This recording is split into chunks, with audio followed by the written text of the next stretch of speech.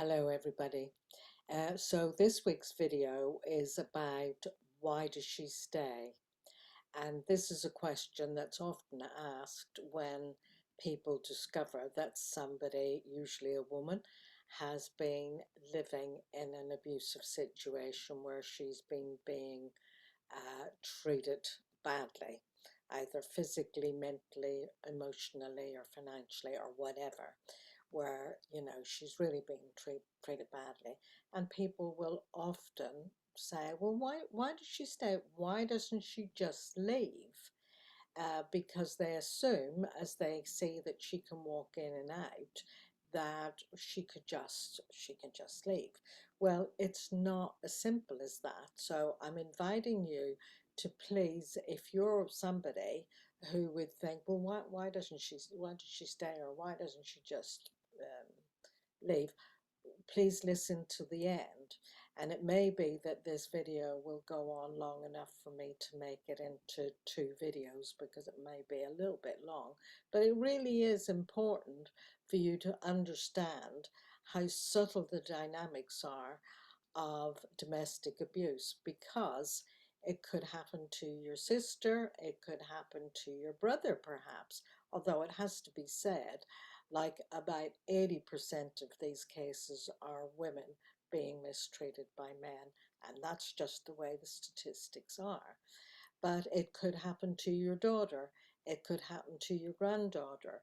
It really does make a difference if you understand things are not always as they appear, because the complexity, as I say, of domestic abuse is not easily understood, and the dynamics are so subtle that it induces dependence in the victim of domestic abuse, um, dependence and control.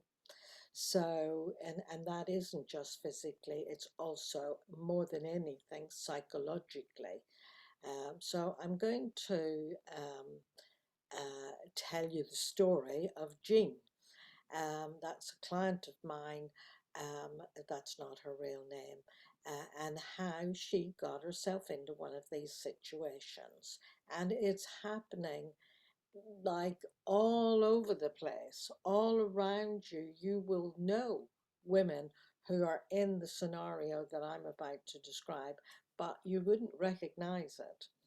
So Jean, for just the story of Jean, when she was a young girl, she was 20, 21, and she was out dancing one evening in a local dance, and people from around her community and area were there dancing.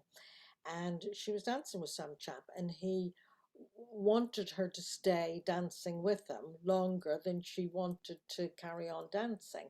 And he was kind of coercing her to stay on the dance floor. And she was starting to feel a bit alarmed about that. And she looked over and she saw somebody that she'd known from school, a young man that she'd known from school. And she hadn't seen him for a long time, but she recognized him, and she waved, and she said to the guy who was keeping her on the dance floor, "Oh, I just need to go and speak to this person." And so she took herself off and went and said to the old school friend that she saw, "Oh, Lee, just stay here and talk to me for a minute, because I can't get away from this fellow." And Lee said, "Oh, just leave it with me." And he went and had a word with this other chap and told him to, leave her alone. So anyway, Jean was so pleased and so relieved that she sat down and they had a drink together, she and Lee. And he was so kind and so solicitous and so caring. And she thought, oh gosh, I'm so glad that I met you, bumped into you. And he said, oh, well, it's lovely to see you. And they had a nice conversation, and he asked her out. And of course, she agreed to meet him again, which she did do. And one of the things that is a hallmark of these kind of relationships, because right from the beginning, domination and control is a feature of the relationship, but you would never notice it. Right from the beginning, he in while they were in the dance hall, he started to talk to her about, you know, how the chap was behaving and how what good and decent behavior was in a relationship with a woman. And he started to paint a word picture to Jane of how men should be in relationships, that they should be considerate and they should be caring and they should be attentive. And so she's hearing all this and he's demonstrating this to her, and she's just listening and thinking, what a really nice guy this is. So he carried on the, when they went out on their date together, and he was quite attentive and asked her about what she liked and where did she like to go and what did she like to do and how she had been living, you know, in the years since they all left school. And he was very attentive and kind and caring, and he created a sense of safety, and she felt secure with him and she felt at home with him.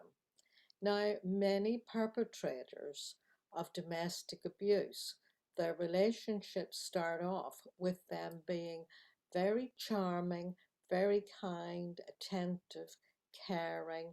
They create a sense of safety, belonging, and yeah, you know, women feel at home with them. And so Jean felt really at home with them. As they continued to go out, she did start to feel slightly smothered by him because he was very inquisitive about, well, where had she been and where was she going and who did she go with and how long did she spend there. And it did start to feel like a little bit like an interrogation. And he did show little flashes of being jealous, but she felt flattered by that. And she thought, you know, he is coming across a little bit possessive, but she just felt flattered that it was a mark of how much he cared about her. The upshot of it was that within 6 months they were married, and within 6 months of that marriage, she was living 250 miles away from her hometown. So it started off with they got married, and as soon as they got married, he switched. On their wedding night, he began to criticize her, that, oh, she seemed a bit plump. She could do with losing a bit of weight. Um, oh gosh, the clothes that she bought for their honeymoon. Gosh, that was a bit of a waste of money. They're all very dowdy looking. And he started to get really critical. There were lots of put downs, lots of criticism. And actually, on their wedding night, he said he was very tired and he turned around away from her, his new bride. He was too tired to make love with her. And he kind of was a bit dismissive, and that she was a bit plump and she really did need to do something about her weight.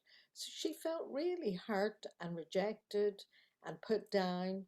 And actually, this kind of tone and behavior, that kind of contemptuous behavior, continued. And so then he started to criticize her job. She was a civil servant and she was earning reasonable money, you know, for their social circle. And but he started to criticize her and tell her that she didn't earn very much, and he was, you know, earning more than her and carrying the lion's share of financial responsibility. And he said, because Jean had her own car and had always had her own car. And she liked the independence of having her own car, but he said, well, it's all a bit of a waste of money paying two lots of car tax and insurance and petrol and MOTs and all of those ongoing costs. It would make more sense for her to sell her car, and they could get a better car between the two of them. And also, it would make more sense as they would be saving to buy the house of their dreams if they had a joint bank account and he would open one. But in the meantime, she could start putting her wages into his bank and he would get it changed into a joint account. So she did that.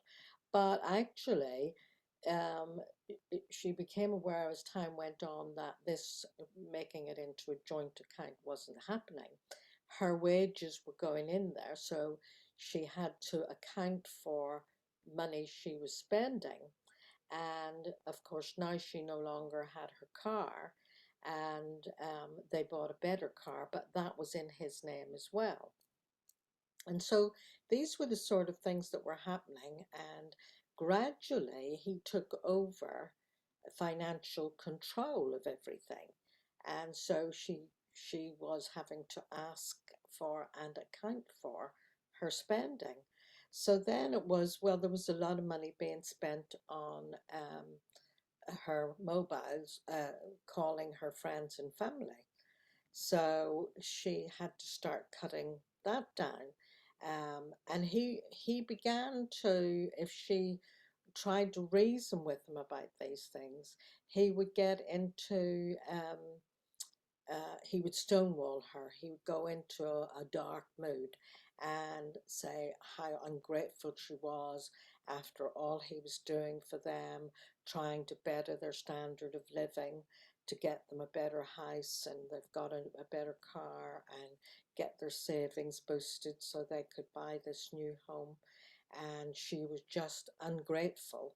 And then he went and got a knife, and he said he made as if he was going to cut his wrist. Well, he might as well finish it all because clearly she didn't appreciate him. So she got really frightened by this, and she finished up appeasing him and saying, "Oh, please, please don't do that. I'm so sorry. I didn't mean to upset you." And so she finished up apologizing for her behavior. And anyway, then it took days before he came out of his mood.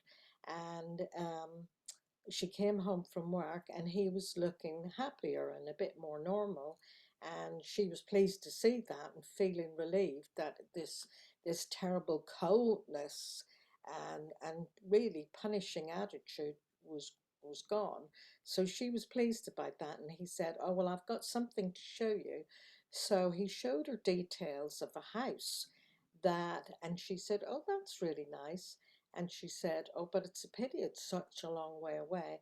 And he said, "Well, I'm glad you like it because I've made an offer on it." But houses in this area, which was 250 miles away, were so much more within their um, ability to buy.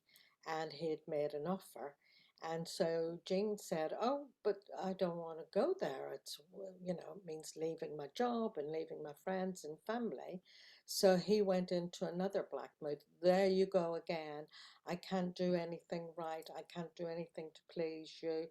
We might as well split up. This is not working. La la la." And she got into appeasing again and said, "Oh, finish up. I'm so sorry. I didn't mean to upset you. And he said, "Don't you want a better lifestyle? I'm trying to make things better for us."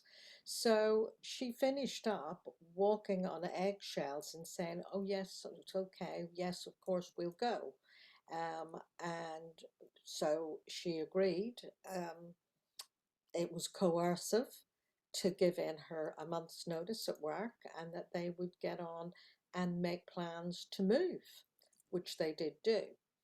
So now, one of the things is that you see how the domination and the put downs and the psychological and emotional abuse start to become a pattern and a habit, and then it starts to move into what then becomes psychological terrorism and psychological entrapment, because the moving away is another key element of these kind of abusive relationships where the victim, if you like, is against their will, coerced almost into moving to another area that's away from their friends, away from their social and family circle. So anyway, Jean went and she thought, oh well, it'll be a new start. And he picked up, yes, we'll be happy together. And there was some other thing that he'd said, but it was the first time when she said, oh well, could we not do that next year? And he slapped her. Now, this is something else that women say, well, he didn't actually hit me, he just slapped me. And I mean, I'm here to tell you, a slap is a slap, and it constitutes a physical assault, and it is never okay for anybody to slap anybody else. And so, and then he said after he did that, he slapped her, and she was very upset. And then he said, "Look what you made me do. Look what you made me do. If you hadn't been so ungrateful and so unappreciative, I wouldn't have had to do that." So once again, his bad behavior, he's blaming her, he's accusing her and criticizing her for his behavior. So Jean found that when they moved, that she could no longer question him about things. She could no longer state her preferences or what she would like, because he would fly into a rage. And he had hit her once, and he would look as if he was going to do it again. But in fact, the physical violence in these cases is not, there's not a lot of it, because what happened was he started to punch the doors, or punch the wall. And at one stage, he punched the wall and broke some bones in his hand. And she had to take him to the hospital and get it fixed. And, you know, for weeks afterwards, she was cutting up all his food. She was helping him to shave, helping him to wash and get dressed, because he'd broken bones in his hand. And it was all her fault.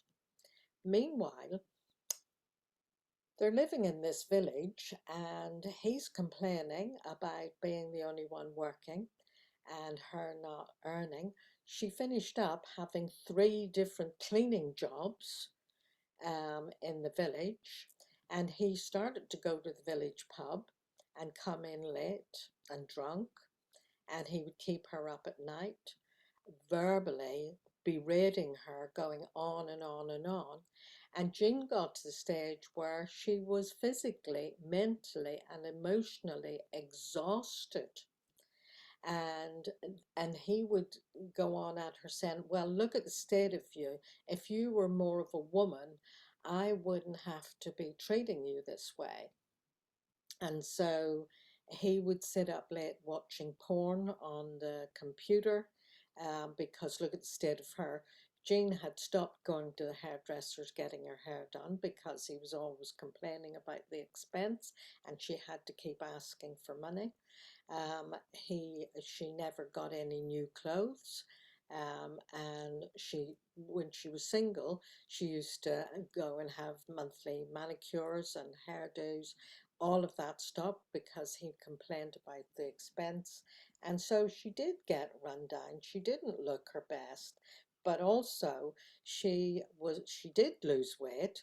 But of course, a lot of her weight loss was due to stress and exhaustion and working a lot, and, you know, being really not happy at all. So one of the things in the subtle dynamics of domestic abuse is all of that criticism, put downs, intimidation, the person's walking on eggshells. Now, at the same time, outside, they are very pleasant. The perpetrators of this kind of abuse are really pleasant and friendly to the neighbors, and, you know, um, what you would call a home devil and a street angel, you know, Jekyll and Hyde. So what people see of him outside is that what a nice guy, just like she saw.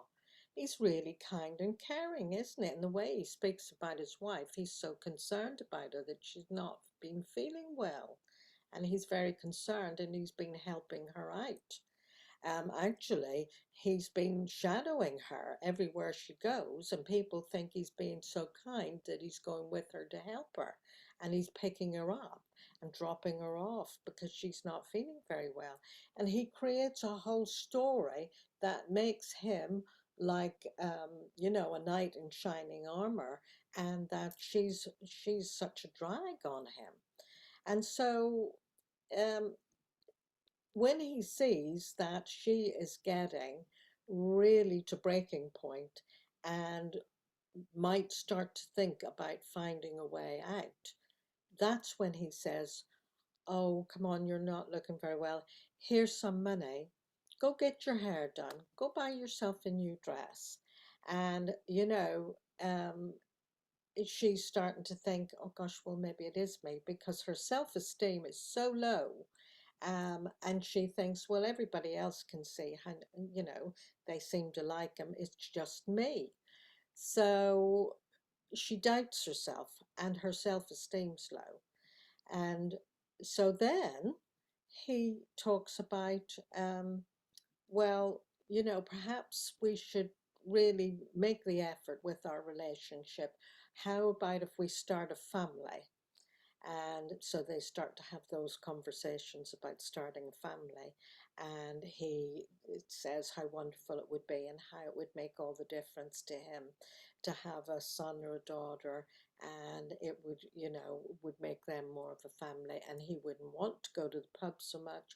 He wouldn't want to be out so much. He would be at home more. And she wants to believe it, and she does believe it. And so she agrees, and they start a family. And one night when he's drunk, he presents her with a piece of rope and he says, I love you so much, and if you ever left me, and especially now we're having this child, this is the rope I will hang myself with if you ever think of leaving me. And so she is really locked in again, and the verbal abuse starts again, and her being exhausted starts again. And so there is this psychological terrorism where she's afraid to say anything, and she knows that how people see him outside is different. She's covered up with to her family, and she puts them off coming to visit because she's embarrassed and ashamed at how things are. um, and the psychological domination really ramps up. And before the child was born, before she was due to have the child, he came in late one night and she was asleep, and he woke her up. And as soon as she woke up, and a bit confused, and there he was. It was the early hours of the morning, and she went to say something, and he slapped her, and she was dumbfounded. What was that all about? And he said, and that's before you say anything. So he really um, had her intimidated, and you better not say anything to anybody. So Jean knew that she was cornered. This was a case of, it's how they break the spirits of prisoners of war. In prisoner of war camps, how they break the spirit of the prisoners is they'll treat them badly, and just as the prisoners get used to being treated badly, and maybe do start to see if they can dig a tunnel or find their way out some way, or they build up, a detachment and some kind of a shell to protect themselves. Then one day, the guards turn up and smile and say, good morning, nicely, and maybe give them some extra food. an extra ration. And the prisoners look and think, gosh, this is nice. This is so nice because he's speaking to me nicely and he's not beating me and he's being kind and soft. And that goes on for a couple of days. And then the prisoner starts to think, oh, well, maybe things are different. Um, and they just are getting used to ready to smile back, and then they get whacked. And it's back to the way it was. And that kind of intermittent, treating them harshly, treating them warmly, it means the prisoner never knows what to expect, so they can never get used to it, and they're always on edge, never knowing what to expect, and so there's the unpredictability of it. So, and when the victims of domestic abuse go to tell somebody, maybe nearby, or the family, um, they're not believed. And there's a lot of social judgment about, well, look, she's a bit crazy. Well, of course, by this time they are going a bit crazy. And the social judgment is really difficult for them to tolerate. So actually, women in that situation, and men too, but it is mostly women, but it does happen to men too. Um, if they've stayed in it long enough, they finish up with complex post-traumatic stress, and it is really, really difficult for them to get out. So that is why it appears like she's staying, because there's psychological terrorism, psychological domination, coercive control, which now in the UK is a criminal offence, but it takes a lot to prove it. And watch out for my videos on coercive control and how to recognise, 10 signs of an abusive relationship. So I'm going to finish there because this is going on a bit. But I hope you have stayed to the end, and I hope you understand a bit more how people become psychologically entrapped, and it is known as well as Stockholm Syndrome. So I'll finish now. Bye for now. Bye.